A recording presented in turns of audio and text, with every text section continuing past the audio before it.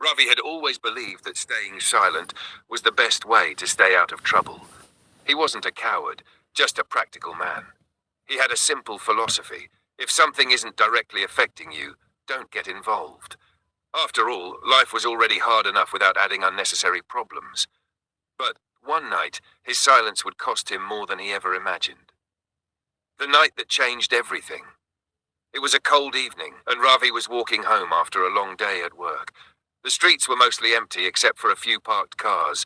The flickering glow of the streetlights cast long shadows. He had his hands in his pockets, his thoughts lost in his usual worries, his pending bills, his difficult boss, his lonely life.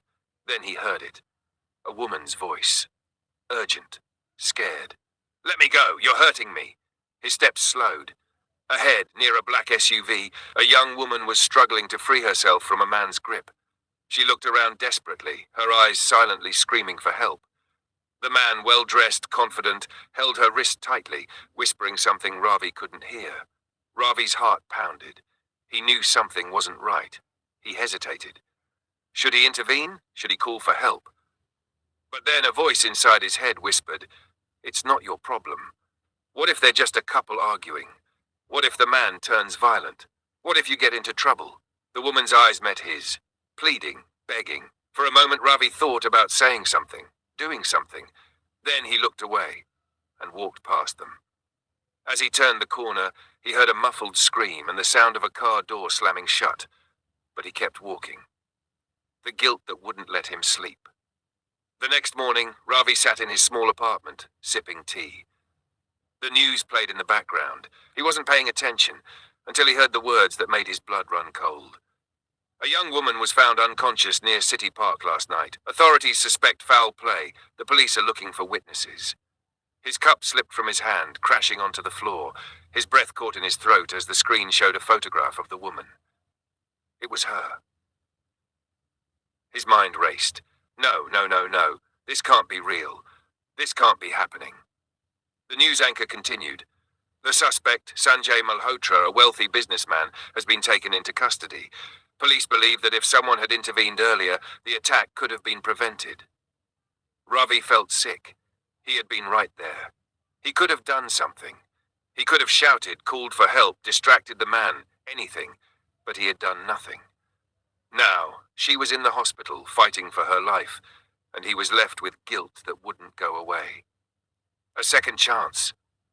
Days passed, but Ravi couldn't sleep.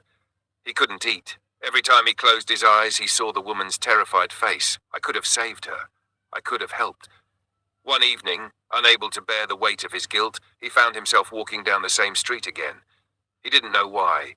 Maybe he was punishing himself. Maybe he was searching for redemption. Then he heard something, a small, trembling voice. "Please, stop."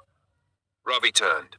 A group of teenagers had cornered a young boy against a wall, pushing him, laughing as they knocked his school bag to the ground. His body stiffened. The same fear crept into his mind. Stay out of it. Walk away. But this time, another voice inside him, louder, stronger, shouted back, "Speak up before it's too late." Summoning all his courage, Ravi took a deep breath and stepped forward. "Hey!" His voice was firm, commanding. "Leave him alone." The teenagers turned, surprised. For a moment, Ravi thought they might laugh at him, but something in his eyes must have warned them off.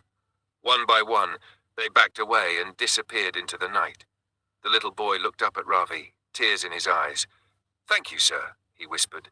Ravi let out a shaky breath. This time, he had spoken up, the lesson he learned. Ravi knew he couldn't change what had happened to the woman that night.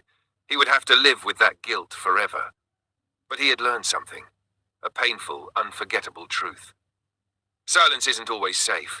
Sometimes silence is just as dangerous as the crime itself, because sometimes the cost of silence is someone else's pain. And this time, Ravi had chosen to speak up before it was too late.